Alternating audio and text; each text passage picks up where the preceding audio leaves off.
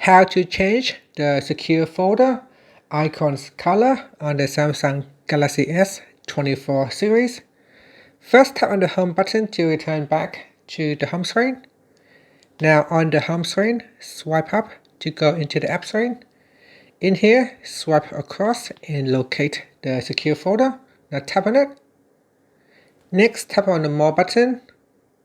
Then we go down and tap on Customize. Now at the moment, my secure folder is blue. So to change the color, you can simply go down and select one of the color.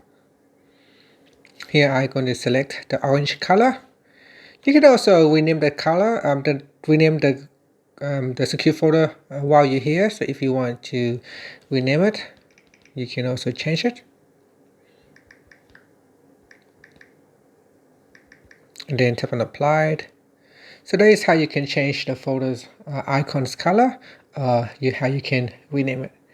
And that's it. So once you rename it, it will have a different color in the app screen with a different name. And that's it. Thank you for watching this video. Please like and subscribe to my channel for more videos.